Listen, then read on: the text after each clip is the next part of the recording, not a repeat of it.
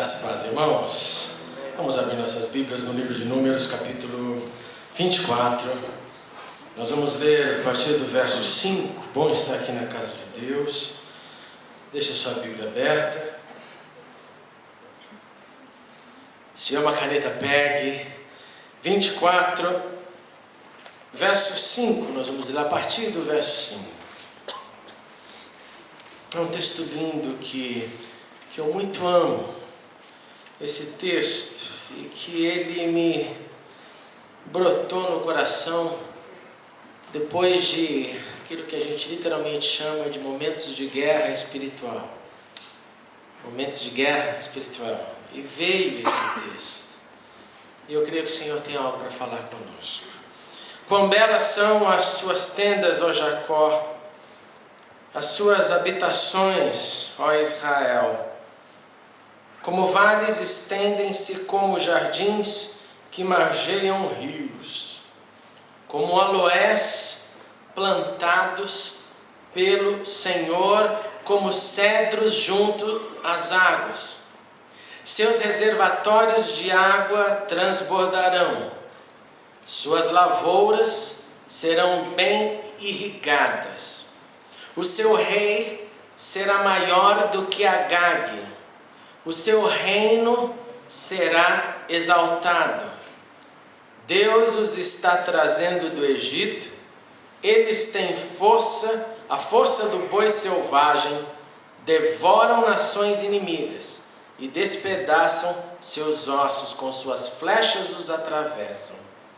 Como o leão e a leoa, eles se abaixam e se deitam. Quem ousará despertá-los? Sejam abençoados os que os abençoarem, e amaldiçoados os que os amaldiçoarem. Vamos orar mais uma vez. Paizinho, obrigado pela tua doce presença em nosso meio, e porque agora podemos refletir na tua palavra que é verdade. Então cala o nosso interior, dá-nos atenção devida e fale conosco para a tua glória, para a edificação da tua igreja, e para que possamos continuar a caminhada como filhos e filhas do Deus vivo. E assim oramos em nome de Jesus. Amém e amém. Irmãos, esse fim de semana, não sei quantos de vocês pensaram ou tiveram um momento saudosista do coração, como eu tive pela ocasião que estamos vivendo. Creio que todos nós sabemos da questão do carnaval que está acontecendo. E não quero dizer que estou com saudade do carnaval, porque eu nunca pulei carnaval. Bendito seja Deus por isso. Mas saudade daquelas sextas-feiras. Na sexta-feira eu pensei muito nisso por duas razões. A primeira é porque por muitos anos na minha vida, sexta-feira de carnaval era uma das datas mais esperadas do ano, se não a mais. Pelo simples fato de que na sexta-feira nós íamos para acampamento. Íamos nos juntar com um bando de gente que você conhecia, mais um bando que você não tinha nem ideia, e que ia celebrar 4 dias e iam retornar realmente só com as cinzas. Eu lembro dessa sensação de retornar dos acampamentos, não ter visto nada, não ter visto um confete, não ter visto absolutamente nada. E voltava com um sentimento, com uma dor de que acabou aquela utopia da presença de Deus em comunidade por 4 dias. E era terrível voltar para casa, era terrível. Não porque a casa fosse ruim, mas por causa da bênção, do momento, da saudade. E nessa sexta-feira, nesse fim de semana, eu não tive como não lembrar desses momentos. Segundo, porque há 25 anos atrás, num momento desse, eu conheci a Cecília. Então nós estamos fazendo bodas de prata nesse feriado, nesse fim de semana, não feriado aqui, né, de carnaval, porque eu conheci a Cecília há 25 anos atrás, num carnaval, num acampamento de carnaval, quando eu olhei, me apaixonei, e bendito seja Deus por tudo que aconteceu e tem acontecido. E aí de pensar no acampamento, de pensar lá quando encontrei a Cecília, e de lembrar que nesses acampamentos muitas vezes nós tínhamos que levar barracas, porque o acampamento lotava de gente, e os irmãos mais aventureiros podiam levar suas barracas e dormir na barraca. Eu era sempre um deles. Eu fiquei pensando sobre tendas. E aí veio no meu coração, volto a dizer, no momento de extrema guerra espiritual, esse contexto das tendas. Começou a vir também na minha mente a festa de Sucote, que é a festa que Israel celebra anualmente, conhecida por nós como festa dos tabernáculos, e eles têm que montar tendas, não no carnaval, mas eles montam tendas anualmente, entram dentro das tendas, simplesmente para lembrar que um dia eles moraram em residências, guarde isso, provisória. E que na residência provisória que moravam, elas tinham um teto furado. Elas não eram sólidas. Elas eram residências feitas no deserto. Ela tinha então cordas que sustentavam a sua estrutura, do modelo dos beduínos, simplesmente para aguentar o vento forte da noite. Mas o teto era sempre muito vulnerável. O teto, como no deserto não se contava com muita chuva, não era nada que bloqueasse a água. De modo que quando Israel, então, anualmente entra dentro das suas tendas, é para lembrar disso. Da residência que andava de um lugar para o outro, da vulnerabilidade do teto, e que, ao entrar nela e olhar para o teto, porque os religiosos até dormem dentro dela por 7 dias, que eles, ao olharem para o teto, lembrassem do teto superior, do teto que está acima do teto físico, do teto de Deus, que contempla tudo e todos, que contempla todas as tendas boas e as tendas más, as tendas problemáticas e as tendas saudáveis, o Deus que vê as estruturas de todos nós. E aí essa palavra encheu meu coração, e a pergunta que eu quero desde o início deixar na sua mente, nesta breve palavra, é: como anda a sua tenda? Israel tinha caminhado já aos seus 40 anos. O texto que nós lemos nos remete ao final do 40º ano de Israel. Tudo já tinha acontecido ali. As boas histórias, as más histórias, as perseveranças, os erros. Muita gente tinha morrido. Praga tinha acontecido ali no meio do povo por causa de desobediência. Pragas que matavam às vezes mais de 10 mil, às vezes mais de 20 mil. Pragas que foram de uma certa forma peneirando o povo de Israel e se cumprindo a promessa que Deus disse que aquela geração desobediente não entraria na terra. Mas os filhos deles que saíram, os filhos dos desobedientes, sim, esses entrariam. E o povo de Israel então marchava, e nesse momento geográfico do texto que lemos, eles estão a leste do Mar Morto. Eles estão se aproximando da cidade de Jericó, que, como lembramos, foi a primeira cidade conquistada no ato da conquista que foi direcionada por Josué. E eles, quando eles chegam ali naquela planície, conhecida como planície de Moabe, o rei de Moabe, o rei dos chamados Moabitas, nome dele era Balaque, fica com medo, fica inseguro, fica pensando que seria ali o fim também de Israel, o fim de Moabe, perdão, porque Israel vinha do Egito, e volto a dizer, depois de 40 anos, muita fofoca se espalhou. Você já pensou na fofoca do pão que cai do céu por 40 anos? Porque essa história com certeza vazou. E pessoas falando: olha, eles não precisam literalmente lutar como nós pelo pão, porque Deus dá o pão. O pão cai do céu. Você imagina como não vazou a história das codornizes? Quando quiseram comer carne, comeram carne até sair pelos olhos. Você já imaginou também das pragas? Praga que a terra se abre e come os desobedientes. Histórias, elas se multiplicam por aí. E eu acho que cada uma tiveram expansões enormes. Se saía a água da rocha, na expansão devia ser uma cachoeira. Se caía a codorniz, na expansão devia cair a vaca inteira. O fato é que ali, depois de 40 anos, Israel trazia consigo essa história que foi gerada no consciente coletivo. E que Balaque então morre de medo. E ele fala: agora chegou meu fim. Eu estava quietinho aqui, E eu fiz questão de mencionar para você que eles estão a leste do Mar Morto, porque Israel passa quase que os 40 anos a oeste, na região conhecida como região do Sinai, longe de Moabe, longe desse povo, longe desse rei. E somente no final que eles chegam bem perto, porque iria começar a conquista. E então Balaque, preocupado em perder território, ele decide chamar um profeta de fama internacional, um camarada chamado Balaão, que era conhecido em Moabe e que morava ao norte de Israel, morava fora do território, e que por gozar dessa fama, com certeza fez o seu nome no mundo antigo.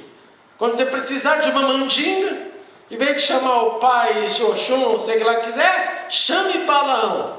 Porque Balaão vem e põe o nome do camarada na boca do sapo. Ele vem e faz um trabalho forte. E o trabalho pega.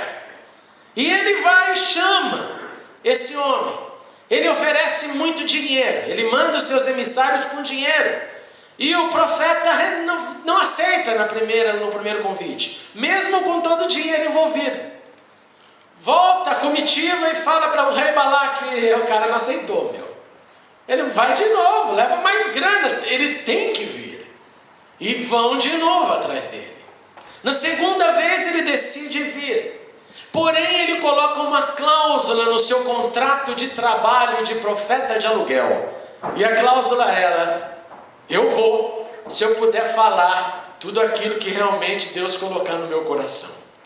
Eu vou, se eu puder expressar aqueles inputs, aquelas coisas que eu tenho dentro de mim, o meu misticismo que eu carrego. Se eu puder jogar para fora, eu vou. E ele veio. E ele foi. E ele começa então na sua caminhada ali, que tem aquela narrativa linda da mula de Balaão, que vocês devem se lembrar. Se não, está tudo lá na Bíblia, a partir do capítulo 20, 21, 22, 23 de Números. Quando a mula empaca, de novo, e a mula fala com ele, uma história dramática. O que mostra que esse Balaão era um cara... Gente, alguém aqui já falou com mula? Talvez você já tenha falado, como eu já falei. O problema é se ela falou de volta. E no caso de Balaão, foi a mula que puxa a conversa. E ele conversa com ela com tranquilidade. Nenhum momento do texto eu falei, e Balaão espantado, cai de joelho no chão dizendo, mula não fala. Não, ele conversa com ela como se conversasse com um personagem de Monteiro Lobato. É tranquilo, o Rabicó e a mula é a mesma coisa para ele. Você não lembra disso? É que você não é da minha geração. E ele então chega lá com Balaque, e Balaque fala, olha, vamos lá dar uma olhada, deixa eu te mostrar quem é o problema. E leva ele em regiões altas para admirar. E aí Balaão começa a mostrar serviço, deixa eu mostrar a espiritualidade, vamos fazer altares, 7, o número da perfeição do hebraísmo, 7 logo, coloca aí, 7 altares, vamos sacrificar, porque eu vou mandar mesmo, vamos ver o que o sagrado tem a dizer. E na primeira tentativa, na primeira vontade de amaldiçoar, e o rei está lá, né, prontinho para molhar mais a mão dele, para ele fazer o trabalho na boca do sapo, ele vem com a primeira tentativa, com a primeira conclusão, que está no capítulo 23, verso 8, lê comigo. Como posso amaldiçoar a quem Deus não amaldiçoou? Como posso pronunciar ameaças contra quem o Senhor não quis ameaçar? Dos cumes rochosos eu os vejo, dos montes eu os avisto. Vejo um povo que vive separado e não se considera como qualquer nação. Primeira tentativa é não dá para amaldiçoar. Primeira conclusão do profeta é: existe uma separação, um detachment, existe algo que faz deles serem diferentes. Eles não andam conforme a música das nações. Não tem como eu proclamar algo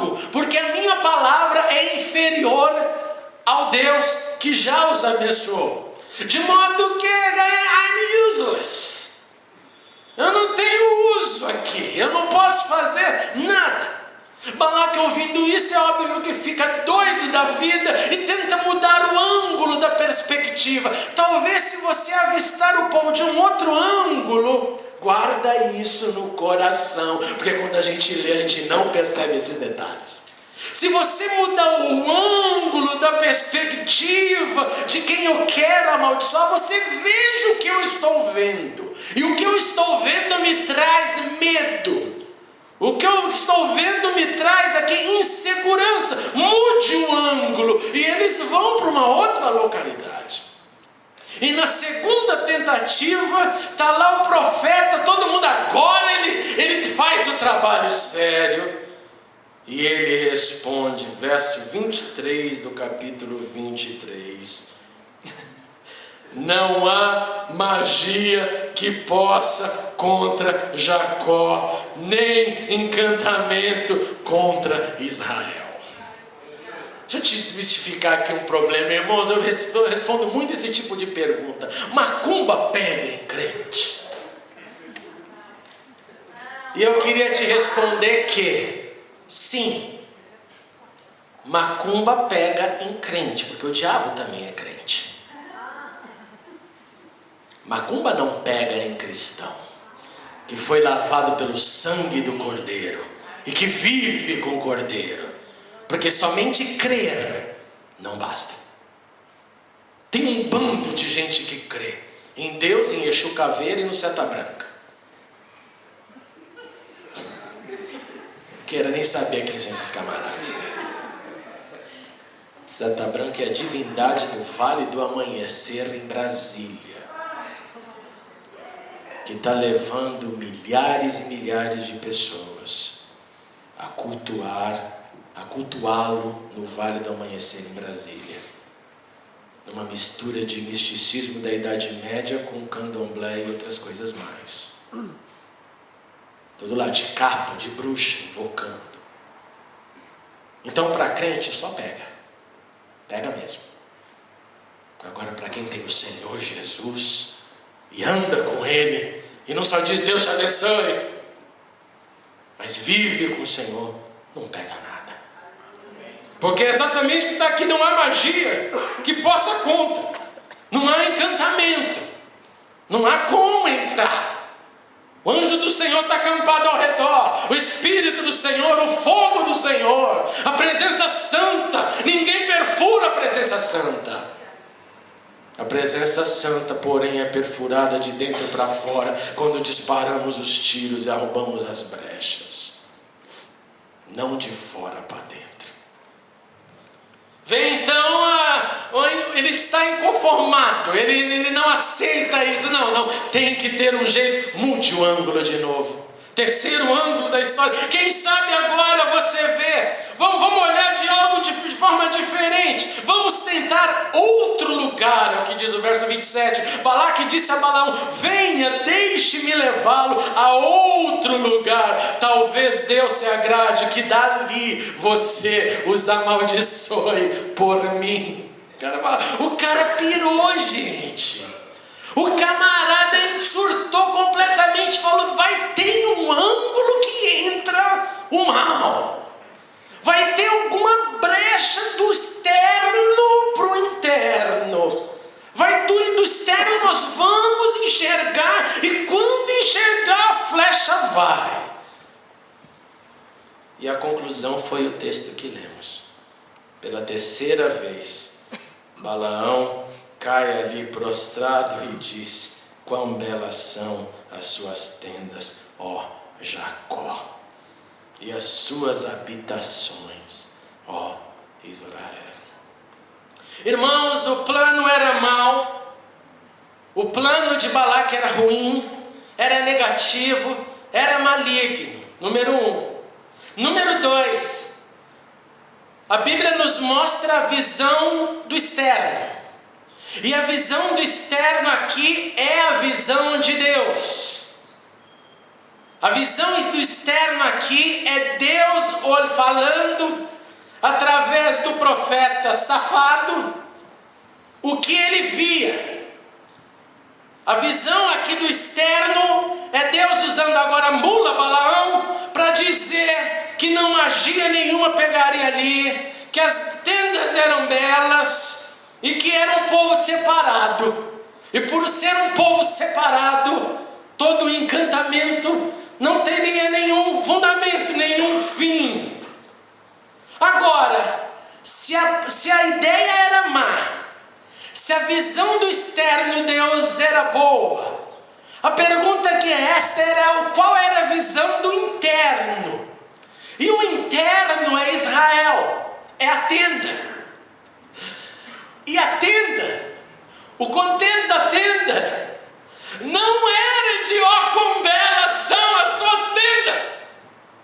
Se você for para o capítulo 20, você vai descobrir que ali o povo estava novamente depois de 40 anos em Meribá, em rebelião. Depois de 40 anos eles ainda reclamavam quando não via água à vista nos oásis.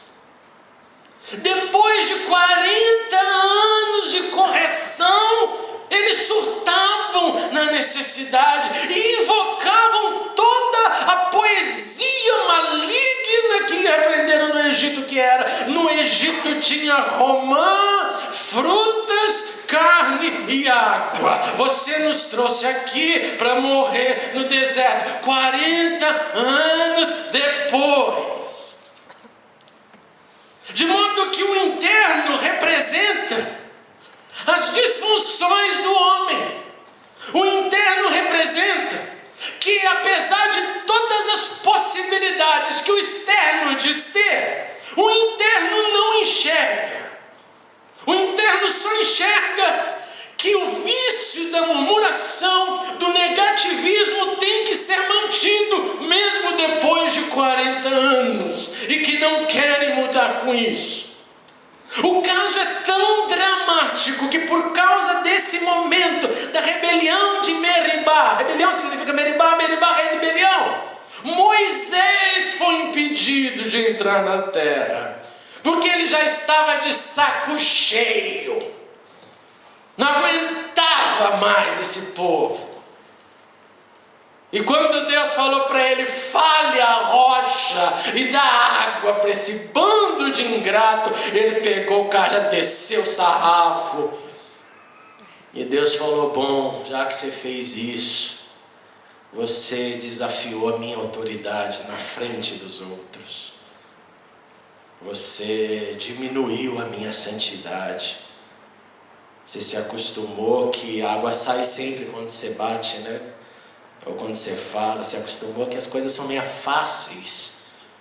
Mas já que você tomou um perfil de Deus, tomando as suas próprias iniciativas, e eu honrei, né? A água apareceu, mas você também tem que aprender, e você não vai entrar.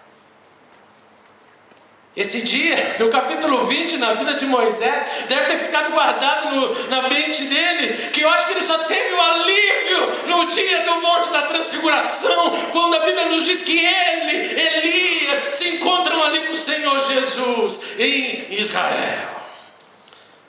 Mas aquela coisa de o povo me levou à loucura, e por causa da loucura que eles me levaram, eu deixei de entrar aonde eu merecia entrar. De modo que então, irmãos, o processo é mau, o externo é bom, o interno é confuso. A ideia é negativa e maligna, o amaldiçoe. Deus enxerga a possibilidade diante daquilo que ele já fez, e o interno fala: só fez isso? Não tem mais, não, mas só! A ideia é maligna, é de matar, é de exterminar. Deus está dizendo que só vê tudo de maneira linda. É igual quando perguntam sobre a igreja para pastor. As nossas respostas, se o rebanho está andando, Geralmente está tudo bem. Isso não significa que o 100% da igreja esteja bem. Mas significa que cada um está vivendo o seu processo. Ah, pastor, para ele está sempre tudo bem. Você não tem noção. Você não tem noção. Mas Deus olha da mesma forma e olha e vê as possibilidades, Deus vê o potencial, Deus vê o que Ele já fez, porque Deus não esquece do que já fez, quem esquece do que Deus já fez somos nós. Nós esquecemos do que Deus fez e colocamos Deus em prova de novo, como se Ele nunca tivesse feito aquilo. E aí vem essa nossa, a melhor parte dessa história. E a melhor parte dessa história, sabe qual que é? É que eu só estou podendo dizer isso para vocês, porque eu e você podemos ver os 3 ângulos. Porque através da leitura, nós podemos ver exatamente a ideia maligna, a visão de Deus e a reação e o interno de Israel. E já que nós podemos ver a vontade maligna, a visão positiva de Deus e a confusão interna, é por causa dessa possibilidade que nós podemos fazer essa pergunta de como andam as nossas tendas. De como estamos dentro do nosso arraial, porque eu acho que esse paralelo demonstra que muitas vezes nós vivemos num mundo hostil, nós vivemos num mundo que é contrário ao Evangelho. Eu estudo psiquiatria todas as semanas e eu me deparo com casos dos mais esdrúxulos. E o caso dessa semana foi um caso de alguém que quer manter, que acha normal dentro da sociedade que a gente vive, manter um casamento, eu e uma mulher normal, e a mulher ainda ter um relacionamento do mesmo sexo fora, e todo mundo tem que aceitar isso numa boa. Debatido nos círculos de psicanálise, psiquiatria. Como é que a gente rege isso então agora na vida moderna? É um casal, mas ela quer ter, ou ele quer ter um caso de natureza sexual similar e continuar o casamento, porque está tudo bem. Nós estamos vivendo um momento de novos desdobramentos na questão família. Nós estamos vivendo um momento de que tudo fica natural, leve, intelectual. Tudo acontece de uma maneira tranquila. Tudo não afeta nenhum dos lados. E não estou aqui colocando a minha crítica sobre isso, porque cada um vai dar conta de si mesmo. E Deus não me fez juízo sobre ninguém. Mas eu sei do que acontece no meu arraial e na minha tenda. E quando eu olho para esse texto e pensando em tudo isso que já disse, eu tirei no mínimo 3 lições que eu queria passar para você rapidamente, para você analisar a sua tenda. A primeira é: não murmure dentro da sua tenda, mas contemple. Contemple. Não deixa os 40 anos passarem e tudo fica só o que guarda a tua atenção é o negativo. Tudo é sempre o lado do errado, do que não está dando certo. Não contemple o negativo, contemple o positivo que Deus fez. Caramba, eu fiquei, como eu falei para vocês dessa história do acampamento, pensando na Cecília, na vida, eu tô sensibilizado com isso. Eu falei, caramba, Deus, 25 anos já que eu conheci.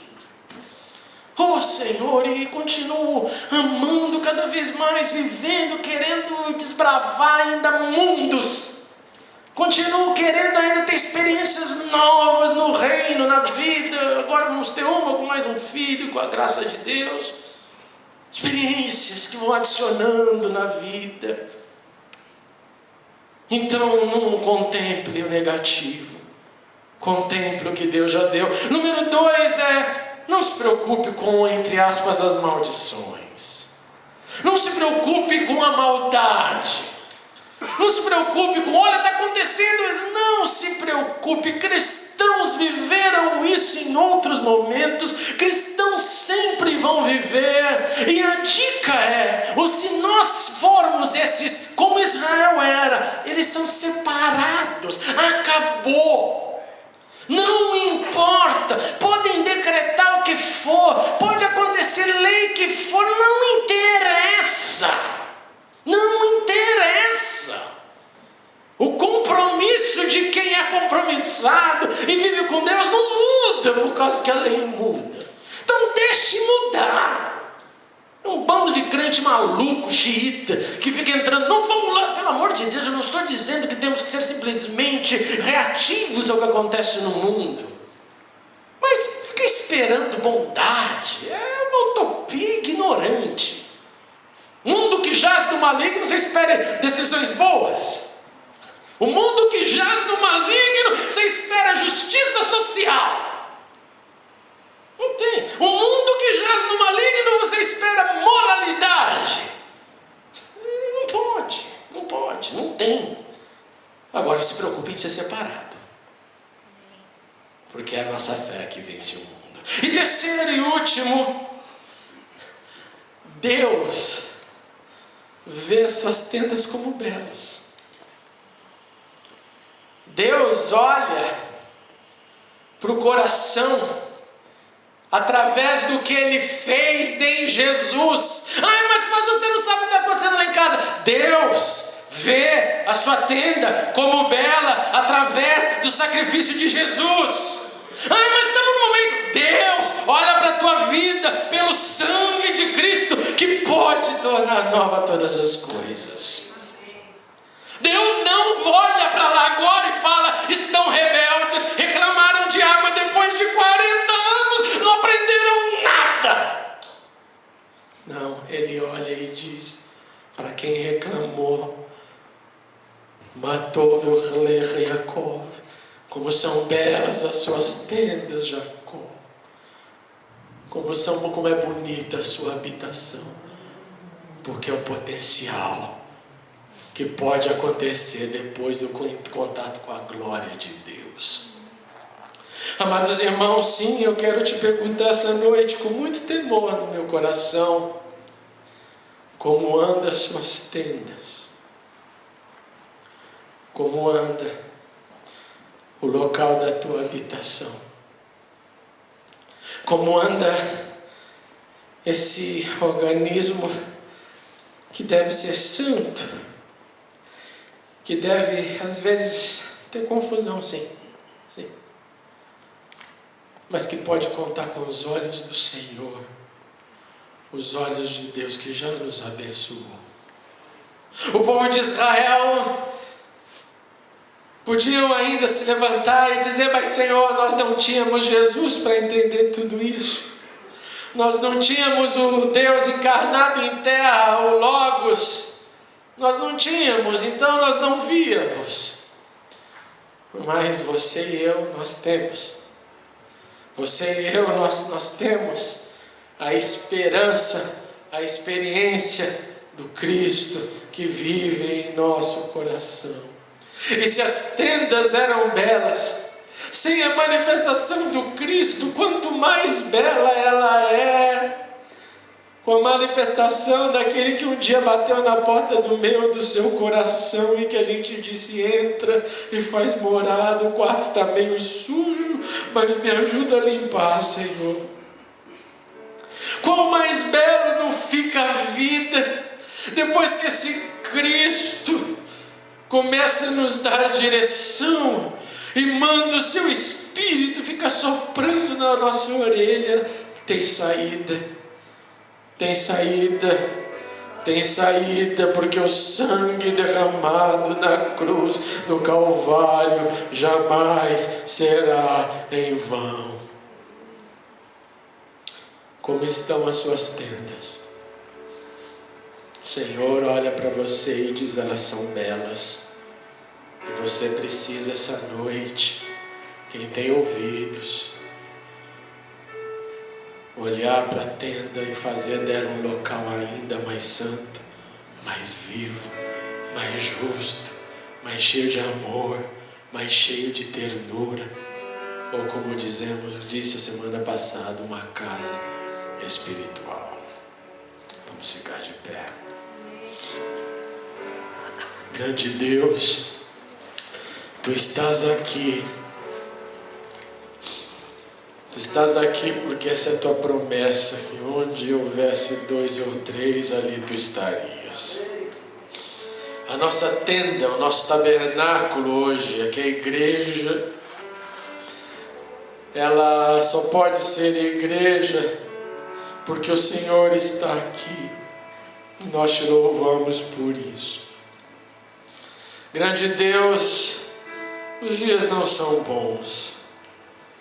Os dias são maus, Senhor. Nós percebemos e sabemos disso. As lutas, os ataques, as adversidades, as tentativas do maligno só vão crescer. Como que se esse espírito de Balaque vivesse encarnado no nosso inimigo, que quer nos amaldiçoar a todo tempo, nos tirar do eixo em todo tempo. Mas do outro lado, acima de tudo, acima, tem Deus, Jeová poderoso, Senhor dos exércitos, dizendo: não há magia, encantamento, não há como amaldiçoar quem Deus abençoou, e quão formosas são as suas tendas. Pai, na praticalidade da vida, eu não tenho dúvida que em algumas tendas experimentam rebeliões, insatisfações, frustrações, tristezas, surpresas, equívocos. Eu não tenho dúvida que algumas tendas ainda habitam na ignorância. Eu não tenho dúvida que em muitas tendas a contemplação do negativo é maior do que a contemplação do potencial pelo sangue de Jesus.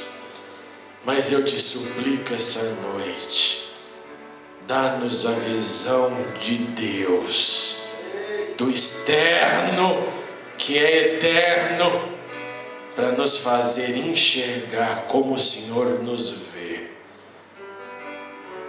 Senhor, aquele que hoje se sente aqui sem esperança de ver essa tenda transformada, eu te peço, ministra esperança. Aquele que já no fundo do coração já imagina tudo voltando ao normal, e o normal é ruim, é equivocado, quebra agora, Santo de Israel, e mostra e revela através do sangue de Jesus. E olha para nós mais uma vez, como quem tem tendas abençoadas, com potencial de fazer tendas ainda mais abençoadas para a glória do Senhor. Em nome de Jesus, para a glória de Jesus. Antes de terminarmos, irmãos, dá um abraço, mas ouve com amor. Com amor. Se é alguém da sua tenda, fale agora: olha, vamos continuar lutando para essa tenda ser do Senhor. Se é um amigo,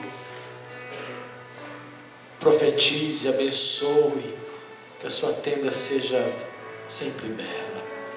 Vamos fazer isso? Faz isso. Em nome de Jesus, para a glória de Deus.